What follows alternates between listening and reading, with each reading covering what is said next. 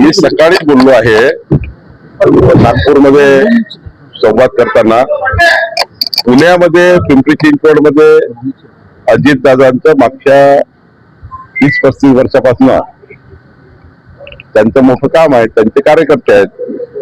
शेवटी कार्यकर्त्याची निवडणूक आहे, त्यामुळं त्यांच्याकडले कार्यकर्ते, आमचंही त्या ठिकाणी भाजपाचं मोठं काम आहे. त्यामुळं मोठ्या प्रमाणात दोन्हीकडले कार्यकर्ते आपसात एवढी बसू शकत नाही.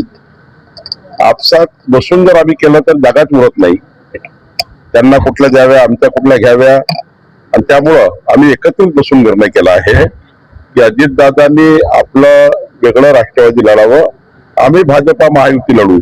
आणि त्यामुळं मुख्यमंत्री महोदयांनी स्पष्ट केलं, अजितदादांनी स्पष्ट केलं, मी आपल्याला सांगतो निवडणुकीचा प्रभारी म्हणून आमचे रवींद्र चव्हाणजी अध्यक्षांनी स्पष्ट केलं आहे की 100% आम्ही मित्रपक्ष म्हणून लढू. पिंपरी चिंचवड पुण्यामध्ये आम्ही भाजपा महायुती लढेल आणि अजितदादा आणि त्यांना कोणाला सोबत घ्यायचं ते घेतील, पण आम्ही त्या ठिकाणी मित्रपक्ष लढणार आहोत.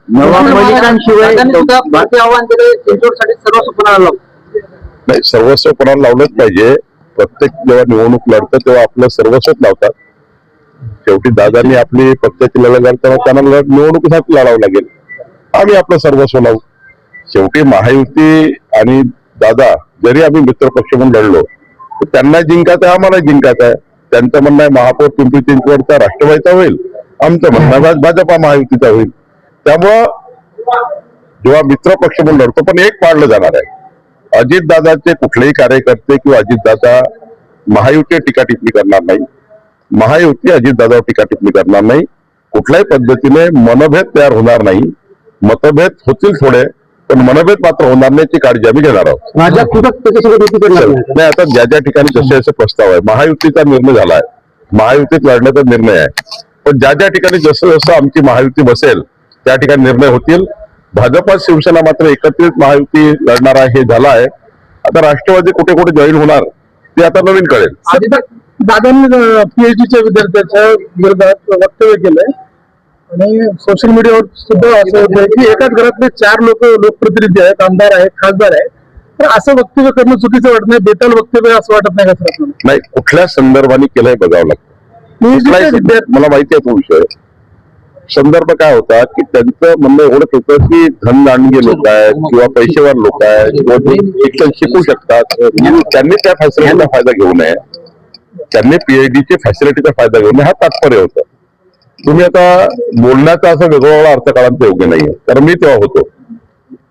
आणि त्यामुळं ज्या वर्गाकरता आपण सरकार स्कीम करते किंवा ज्या वर्गांना आपण आधार देतो, SC, ST, OBC, 18 पगड जाती, आर्थिक दुर्बल समाज आणि मराठा समाज असेल, ज्या ठिकाणी आर्थिक दुर्बल परिस्थिती आहे त्याच लोकांनी सरकारच्या योजनेचा फायदा घ्यावा.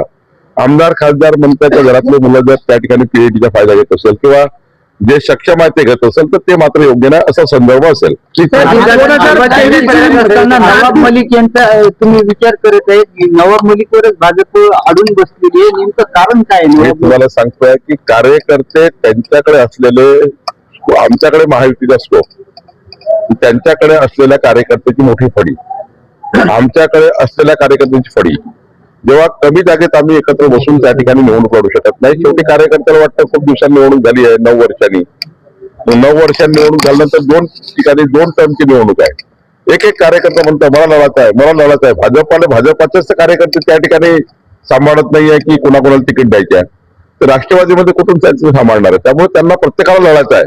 या निवडणुकीत प्रत्येक कार्यकर्त्याला लढायचं आहे. त्यामुळे असं नाही करता येत आपल्याला की सर्वच कार्यकर्त्यांची मुस्कटदाबी करायची.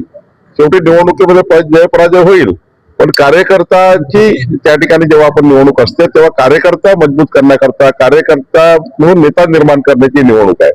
आणि त्यामुळे अशा वेळी कार्यकर्त्याला थांबवणे योग्य नाही, म्हणून त्यांनी असा निर्णय घेतला, आम्ही निर्णय घेतला. अरे कालच मी सांगितलं, आदित्य ठाकरेजी, उद्धव ठाकरेजी यांची पार्टी सत्ता आणि पैशापासून मोठी चाललेली आहे. त्यांच्याकडलं जे बिल्डर धर्जित धोरण आहे मागच्या 40 वर्षापासून महानगरपालिकेत, ते धोरण सर्वांना लावतात. ते ऍक्च्युअली धोरण त्यांचं आहे, आमचं धोरण नाही आहे. आमचं धोरण समाजाच्या शेवटच्या व्यक्तीच्या कल्याणाकरता सरकार चालवणे हे देवेंद्र फडणवीस सरकारचं उद्दिष्ट आहे. काँग्रेस सोबत लढणार आहे